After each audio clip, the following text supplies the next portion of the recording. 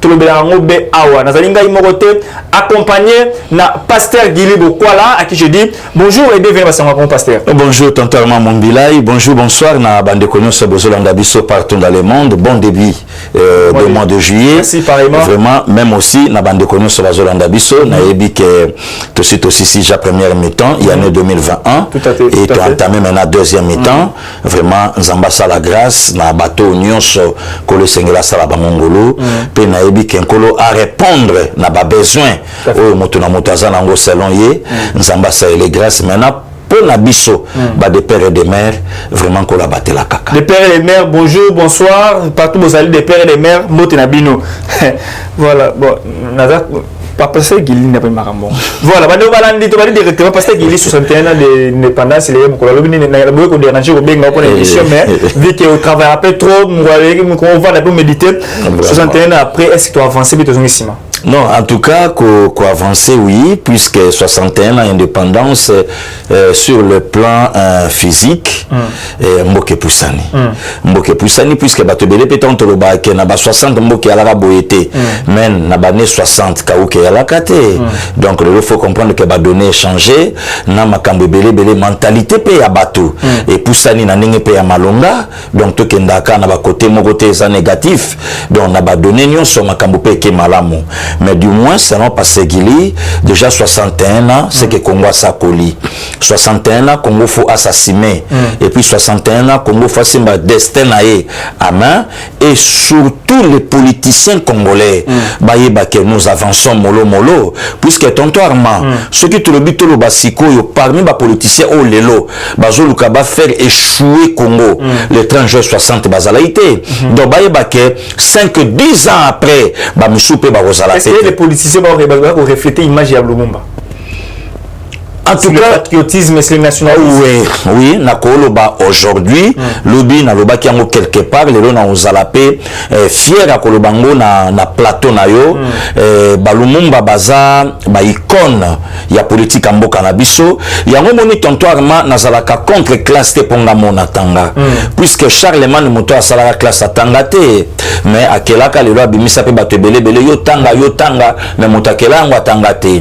Donc le loi nana lobake naza contre bato batanga kate, mais c'est comme si on dirait Nzamba zolinga me mabiso na ma donné belé tolobango lelo papa bon et pas na biso sa grand-père ngana yo Emery Patrice Azwaka Mangolo a kotanga te net lelo ba professeur d'université mais il a bouleversé l'Afrique donc le monde même voilà en tout cas merci Patrice Emery est né dans les années 1925 a eu goût il y a leadership politique par son frère son ami de même année l'ancien président, le tout premier président ghanéen, Kwame Nkrumah, Makambona ngana tobeta batobele ba bien moté. Donc tant que ça voyage na Accra, à quelque moment le président de même âge que lui, Kwame Nkrumah et yaka kopé sa Patrice Emery Lumumba, ba révolution et belé o ayaka nango.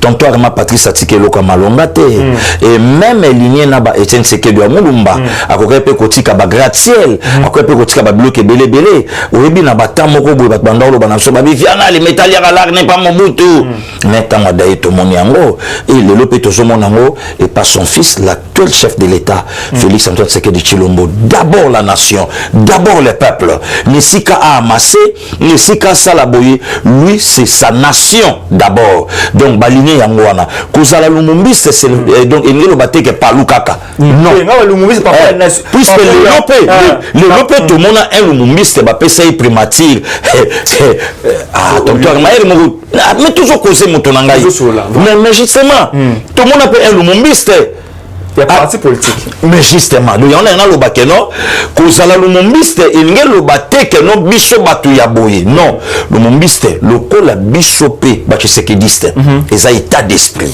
donc bazana bango exemple lelo Félix Antoine Tshisekedi Tshilombo. Merci beaucoup, Bandeo Balandé. C'était l'introduction directement actualité politique en Boko Nabiso, chef de l'État Félix Tshisekedi recadre Kagame par rapport à Bézou Salama Kimokolo. Il y a un mois par rapport au massacre Est, chef de l'État a répliqué en haut le lot dans Jeune Afrique, de façon que nous avons parlé avec homologue nangana solina face à plusieurs reprises solina vraiment alors à l'âge si l'affaire ya massacre à Istanbul cannabis pasteur Gili mais wana siko tontoirement mon bilai ba stromf ba comprendre en côté donc des gens oyo balobaka makambo oyo azo maîtriser na ye yango te ozo comprendre biso tobenga bango ba stromf donc aoloba makambo oyo ayebi nango te donc azoloba ka po aloba soko tune mutuno oyo ye stromf akoyebi so alobi pourquoi pas alobaka ngo na miso Paul Kagame. Oh, Yesu Fazobo Sanake, Fachi, c'est le premier citoyen africain. Donc, même langage naïe, et cause à Negemorotena ya musée. Moussa Lobango dit tout, je vais passer sur le Rwanda, et les bons Dieu va regretter de m'avoir créé mon musée. Ça lui a coûté la vie. Oh, Fachi, le babi, non, c'est pas à moi. Communauté internationale, rapport mapping, et ça groupe à Congolais, te batu basala yango. Naka moi, avocat moko boyaleka, pour le baquet, au monité, Kagama on le bané na audace, mais ya zo répondre timidement. Moutou wana avocat. Yebisanga tonto arma soko za na problème ok ko zo avocat wana. Akolonge la yo procès comment? Donc, tel a déjà niveau il y a réflexion. Même le président de la République a eu le temps il y a quoi affronter, il y a quoi yébisaye. Et puis, tontoirement, c'est pas la première fois. Batobele ba yébité. Kagame sa voix qui a après Paris. Donc, quelque part, ça là qui est Sony. Il y a Kolobango du tout. D'ailleurs, il y a Paul Kagame à l'Obiango. Donc, et ça là qui est Sony, il y a Kondimango du tout haut. Mais en face de son frère, Oyo Martin Fayoulou à l'Oba, que non, c'est Kagame qui dirige. Kagame a Simbi Volant, a Kumbi Fachi, Fayoulou à l'Obité. Ban Schtroumpf, le Kola, Serge Ouelo, à l'Obité. Et le lo yopo, au monde, que non, Kagame a accepté l'Obi, n'a qu'aucun jamais Kondimango, n'a mis sur mon kili, mais c'est vrai. Wana ba olekate ba olobate wana sko tonto arma mombilai ba kozongi sayo na Paris ba pourquoi pas loba ikuna dans la niveau parce que Gili beaucoup là ouais Fachi Beton a fait la révélation en jeune Afrique sur côté s'abonner nazanango mo a texona a lobi que non sorti Edi Kapend Fachi Joseph Kabila a qui d'accord nango parce que Gili ngo ba que non Joseph Kabila andimaki donc Edi Kapend a bimi par rapport il y a autorisation Joseph Kabila. Non, pas par rapport à l'autorisation. Merci beaucoup, tonton Mambo Milay. Oui, non, tu as la caméra de Kolanga Ransi. Il y a problème, il y a Edi Kapend. Et potentiellement, il y a troisième président, il y a République démocratique du Congo. Congo, il y a Edi Kapend et Tangama, na grande ligne.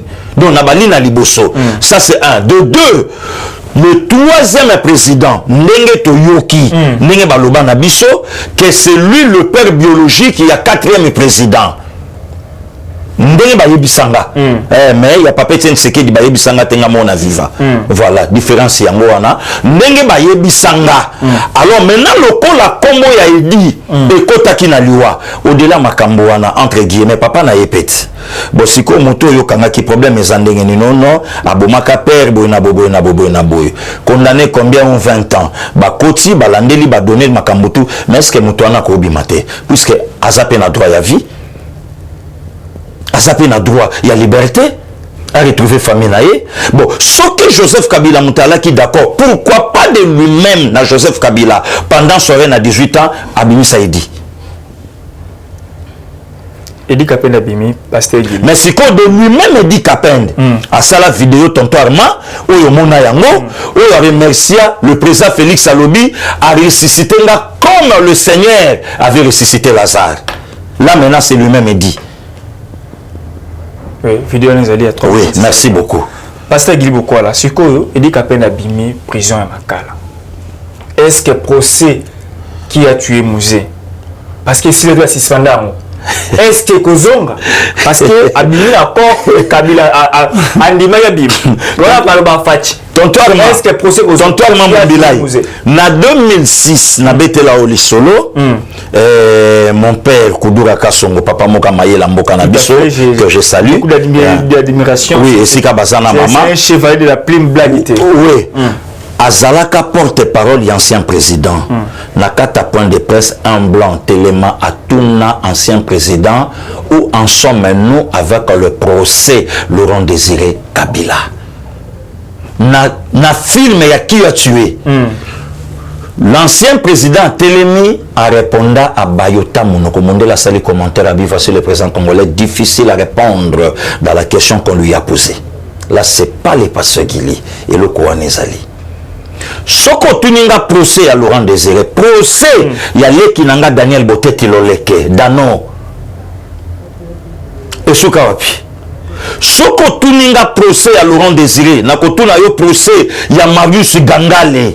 Mutabeta Marius Massasi Tilelo. Na Wenza Selembao. À mon aïté. Soko tuninga yi procès. Il y a Laurent Désiré. Procès à Armand Tungulu. Tonton Armand Mumbilaï. Là, tout le monde a un citoyen français a giflé le président de la République. Oyo batu nyonso ba condamné yango. Mais toyo kesika babomiete. Mais wapi Armand Tungulu lelo. Tombi na ye zawapi. Certificat de décès et zawapi. Mais pourquoi les lots tonton Armand Tolobake? Non, ce sont les Belges qui ont tué Patrice Emery Lumumba. Mais banani siko baboma Armand Tungulu au corps et mon anateti lelo na certificat de décès. Mais non non. Baba fungula procès. Tonton Armand. Avocat wana fois ba Tonton Armand otuni ngai motuna tikanga ina limbola. Ba imboka ba mona pe bayoka lolenge yankele 10 millions de morts ba kufina est.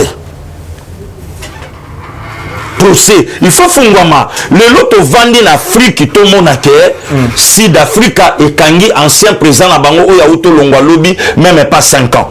Zuma. 15 mois de prison.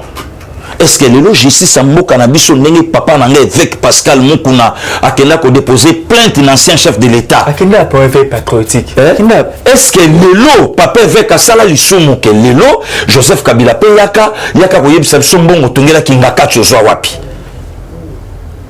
Yaka koyebisa biso mbongo otongela ferme na yo oya mashikita ozwa yango wapi yaka ko expliquer ba congolais 10 millions de morts bakufa comment yo mtozala ki mokonza mboka yaka koyebisa biso massacre ya Makobola ele kandenge nini parce que to umela wala te to umela wala te ba walandi ba tanza mingi parce que gili donc TV ngonga to ba neni ya ko évoluer ba procès ta procès aussi qui mukenda procès continuer Karine kuna akoma ba wala biloko ya prisonnier donc et évoluer parce que gili bokwala to kota to évoluer parce que CG Belawa président Félix Tshisekedi Tshilombo a lobby a la candidat en 2023 avoué en OK à la candidat constitution PC Ndingisa wana constitution de PC Ndingisa que mokonza mboka aza na mandat moko une fois renouvelable voilà donc genre clair aza ouais to yé na assemblée na Sénat to côté na Sénat découvert le kwebo à lobby élection avec en mboka na biso asala ki ouvertement la RTNC pour le bakeno. D'abord, nous devons aller au recensement et identification de la population. Si que papa bat sur le coup, comme parlementaire debout passer Guili, papa bat sur le coup, comme Moulouba, papa bat sur le coup, comme membre, il y a IDPS. Dans l'union secrète. Non, dans la tournée. Pour le commission de Montalobé, le par rapport à Yamboka, taxé colonaye, Kassayen, taxé Moulouba. Te batumsu babenganga kabongo yango na mitunaka babenganga kutukabeya do leka yana ngadon leka yana ngadon eh parce que gili boko la mona batuna hanga ya mpanzo la kuna leka zanga mbongo za na bato mari je comprends leka Joska leka Nicole donc le lot est commandé wana yango sko tango na lobaka ngo tonto Armand limbisanga na loba mo o liboso na yo vraiment limbisanga yi nazo senga bino ba journaliste bino ba journaliste ba formanté pe moi moke mitu limbisanga tonto Armand na fingité oza motu na ngai remise à niveau te ba formanté remise à niveau de en tout cas tonto Armand il faut ba bouger vraiment pour ba déficit le za makasi na 4e pouvoir oui ba déficit ya makasi tonton Armand toloba likambo recensement bato ba utiliser pour bajo parce que Guili tanga bandi likambo recensement abandai kolobango selon pasteur Guili pas selon IDPS mais le temps où le vieux baati lukwebo alobi yango lelo tango le vieux bachi lukwebo alobi yango ngizani. Donc ça fait partie de l'ordre. Non, glissement quoi. Non, mais il y a mon papa bachi lukwebo alobaki yango. Obosani alobaki yango la recensement et l'identification n'est pas une priorité. Donc ça peut ou n'est pas. Mais le lot de acteurs politiques, mon konzambo kalobi on a est, alobi il faut recensement et salama. Toyeba qui et qui. Parce que dit quoi là, député FDCA, bah on balobi que non, bah ali d'accord et mon konzamboka abenda, bah c'est rassemblé nos députés. S'il y a possibilité de créer une loi sur une élection en 2025 en l'époque en 2023. Tout ça la démocratie ça n'engage que bango. Et tu soutiens aussi. Dans le but tout ça la démocratie tontoirement ça n'engage que bango. Baza citoyen congolais dont on est passé le guilé lelo à soutenir la congolité. Vous connaissez na tikango? Bobola lisat de ezali puis chef de loba et mukabilo ma nalobi to parler likambo recensement yango bango botambo ma tontola moko pianga ta félicitation te que lelo mutu mongo akoleka na plateau félicitations gars onip so onip abani musala puis féliciter onip akobanda musala puisque en tête à onip il y a un DG responsable. En tête à ONIP, Jean Banakata ONIP, Baza responsable, oh lelo eza organe habilité, il y a quoi simé, Nakata Moussala, oh yo eza ya bango ONIP. Avec le DG Richard Ntumba. Voilà. Richard Ntumba. DG Richard Ntumba. Ok. Dans la personne mbote na Sylvain. Voilà. Merci beaucoup. Pasteur Guili Bukola, tout évolué par rapport il y a actualité beaucoup na biso. Chef de l'État lobby sur la chaîne Afrique. C'est mon contact au bon nango. À lobby, il faut que non chef élection en 2023 que les gens se préparent, les politiques se préparent parce que 2023 élection au Salamana. Donc comment ça va tout. CG de vos kitoko. Il y a ECD. L'air Kabouya a reconnu ça ba réforme ba redynamisation na ba aide ba mboka kuna ba comme central bandundu yona ok manier manene yona Kinshasa o ko défendre position Martin Fayulu ba Jeep là il est pas obligé de député belé oh fraude nakani parenthèse hein to zonga mu comme sous Félix c'est que la ba qui une élection avec que non élection de 2023 la police s'est préparée. Mais lobby, à lobby c'est les révélations pour le bac non. Ce que l'élection aux en 2023, tout une élection, voilà, ils ont dit. Mais ce que vous allez les politiciens, vont constater, vont s'adapter dans les circonstances où ils sont après 2023 sur l'élection aux allés. Jusqu'à la preuve du contraire. C'est-à-dire que non, je veux dire, vous prenez de glissement. Non, jusqu'à la preuve du contraire, mon Konzambo a élection en 2023. Jusqu'à la preuve du contraire. À ça lança qui balle des matchs à Yananga de la patrie à Motopamba à ça ebisa qui bango ke babongama tout ce qui kaka wana tontoir maman ce que vous allez au cas où l'équipe puisque non même pas makamba ba covid yawa makamba ba este et bimiawa pourquoi pas tant que tout Jean-Pierre Bemba aloba ki oyebi ke lelo tontoir bantozo penser pe na et 13 ans, si je ne m'abuse pas, non, 12 ans, il y a disparition, il y a Papa Janon, Bemba, condoléances. Donc, 1er juillet 2009, sur Nabo Sanité. Donc, voilà. Donc, le lot, toujours compatir na Kouloutou Jean-Pierre Bemba Gombo, na famille sur MLC, tout ça na bango de cœur.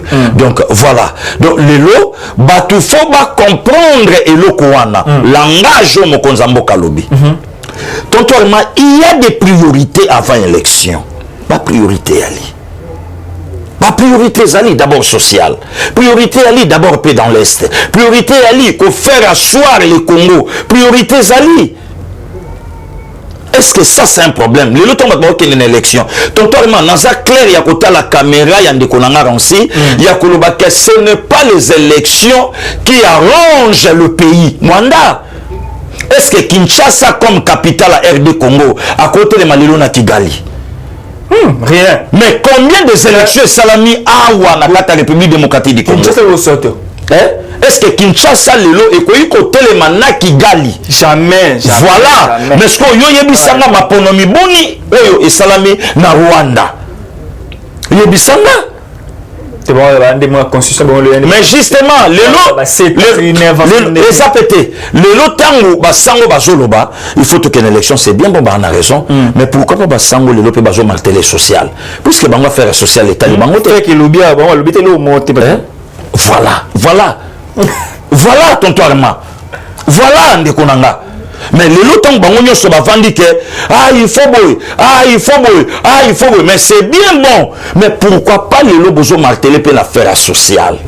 Pourquoi pas utembi ya mbongo chole bazui pas avion balandi mokonzamboka na este bakende pe babi bon babengaka eloko la sakei bon biso peto kende pourquoi pas bake banda mokonzamboka kende ki tonton Arma dans 48 heures 21 jours 3 semaines.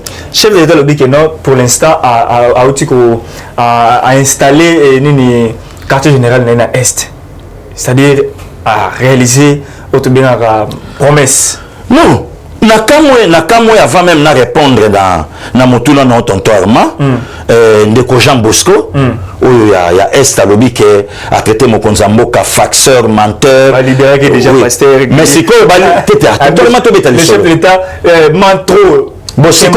Bosco ton va libérer mokonzamboka na vie na ye moko Arma akokisi promesse na yete ke na kotika akokanga moto te soka finginga na ye moko Bosco promesse kokisa mite ce que tango abimi a remercier mokonzamboka encore pourquoi avec sous les faits voilà tonton Arma Mumbilai donc mokonzamboka lobaki na kokende.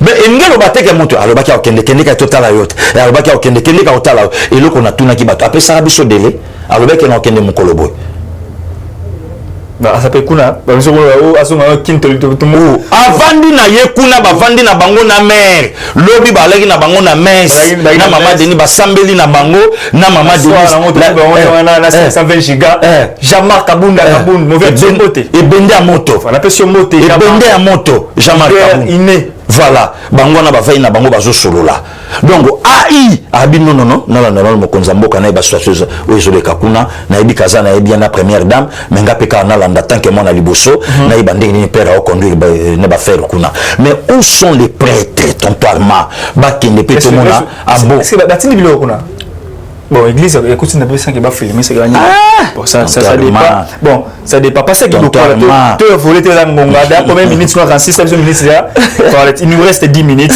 donc pas ça qui beaucoup là affaire zaïrianisation Matata Pogno réclamé par la justice pour avoir détourné il semblerait selon PGR près de la cour constitutionnelle Matata Pogno a détourné 140 millions. Il y a bateau pillage ça m'a combien parce qu'il 74 organisations 74 parce qu'il a ma casse 1974 voilà pas ma casse un quoi voilà biloko ça m'a na mbongo wana à l'époque avec la maréchal Mobutu pour la maréchal Mobutu Matapon la indemniser il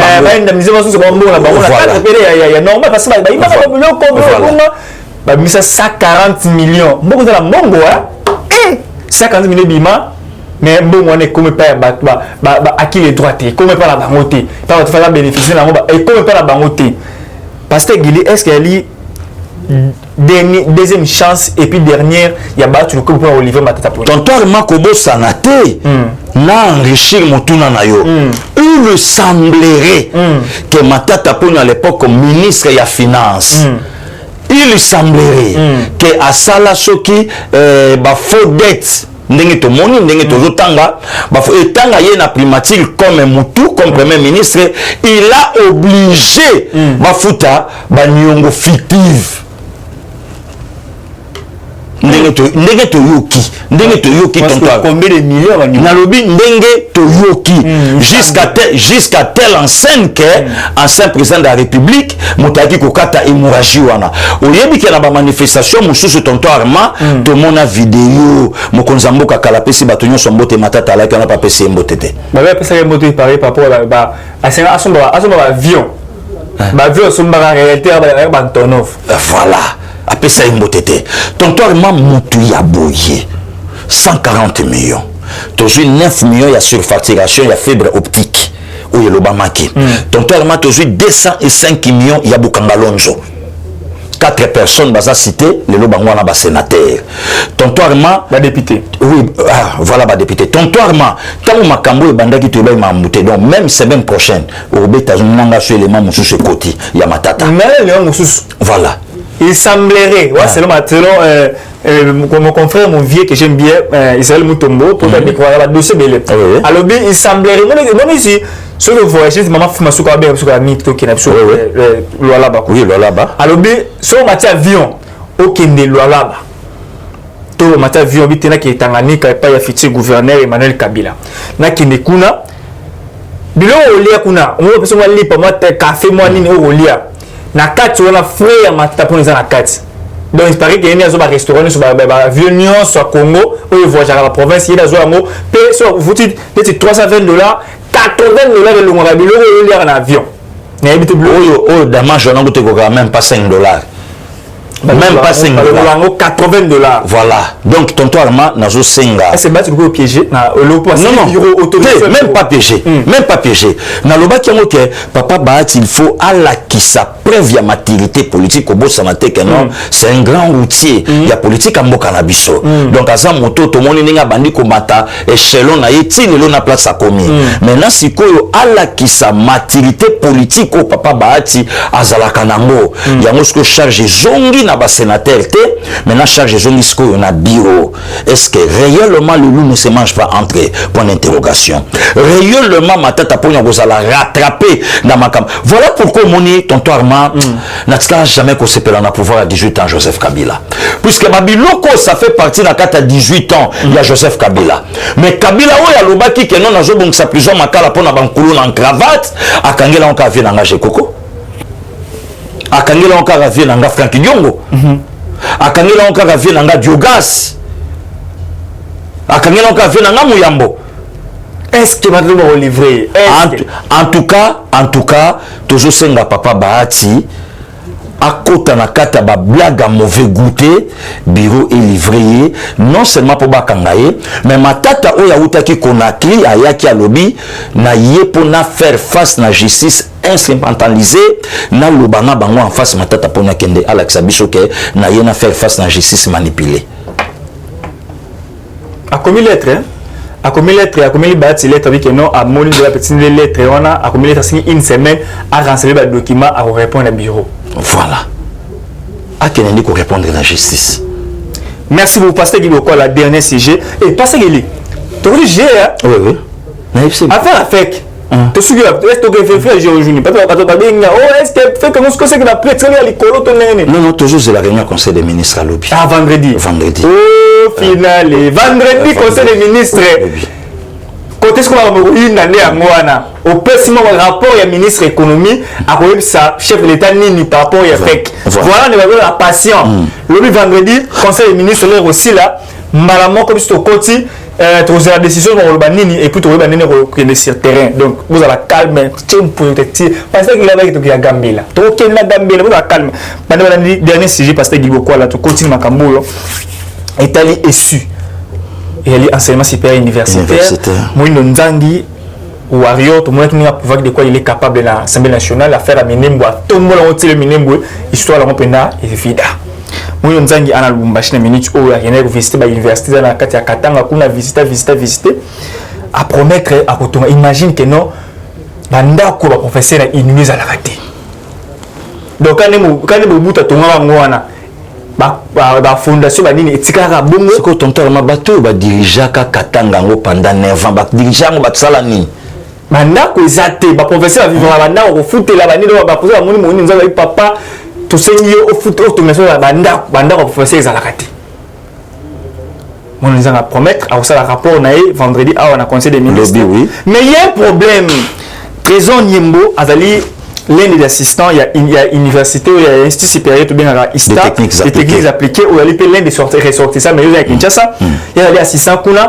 Alors il y a un problème, les étudiants, $65, il y a construction à ISTA. Est-ce que maintenant, il y a construction, il y a une institution publique à l'État, Pasteur Guy. Tonton Armand, merci beaucoup dans mon tournant.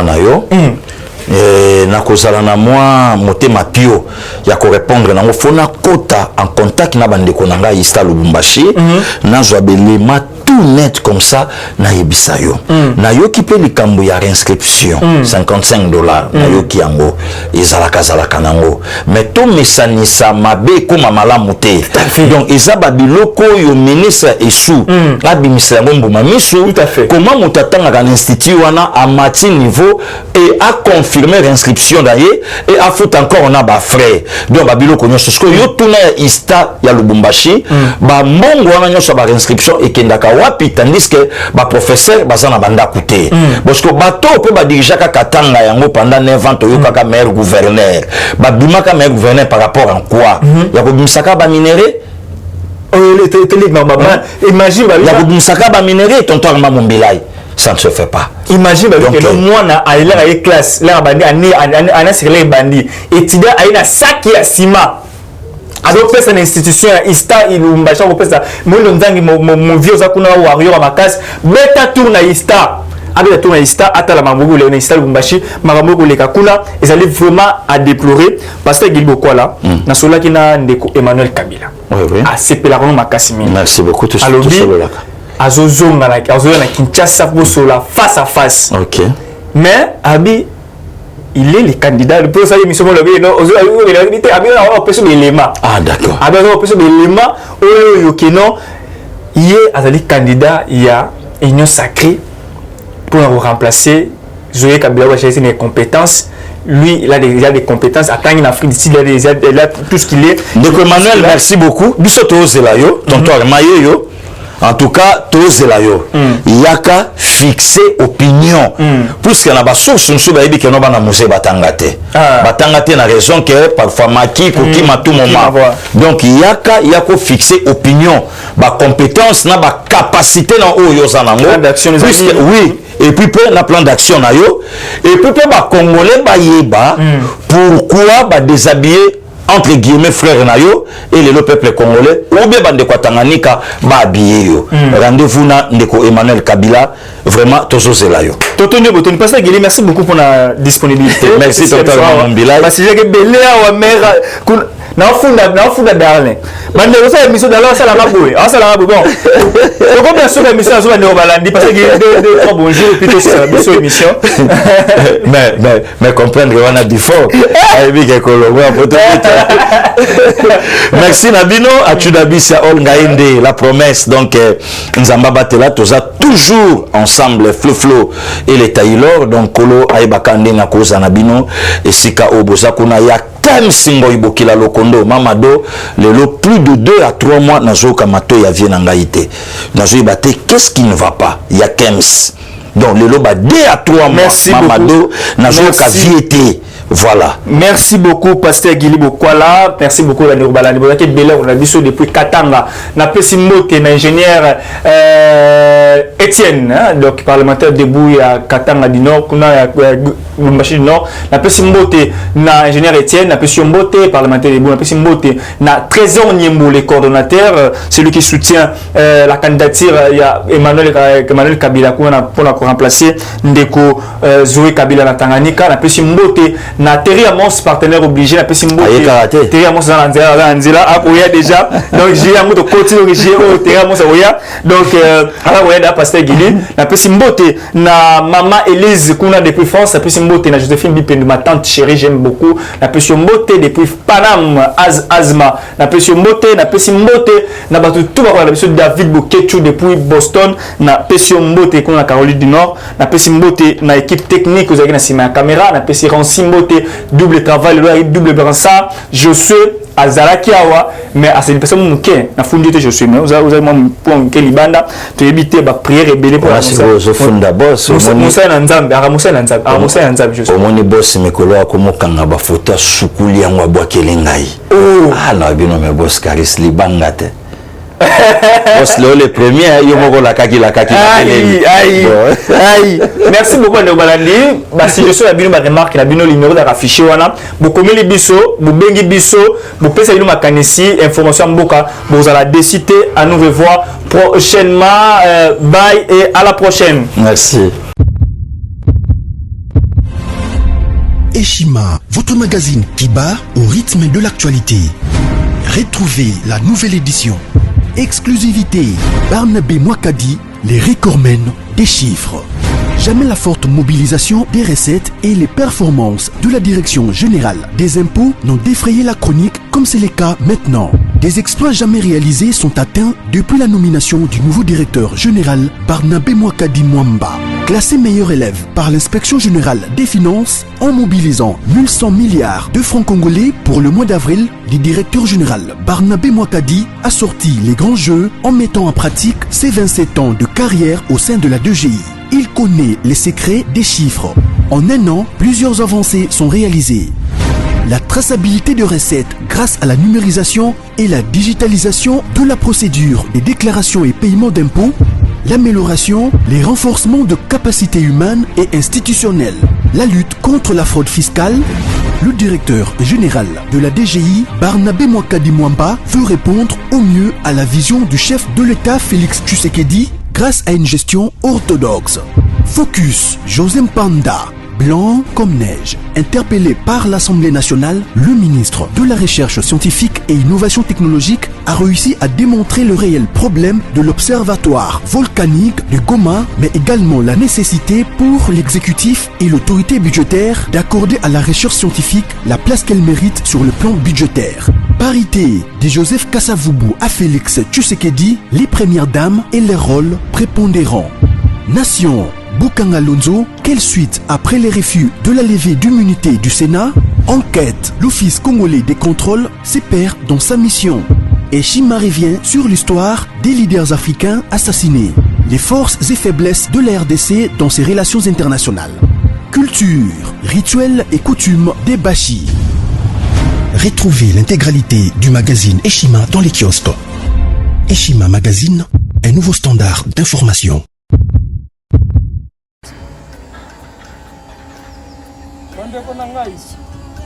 Conteneur yango ezokende le 26 mai lekokanga conteneur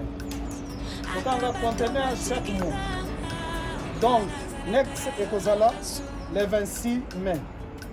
Olingo tinda velo mutuka lise esi okangi biloko tu omemaka na biso, benga biso comme ça toya somema biloko totinda na Kongo.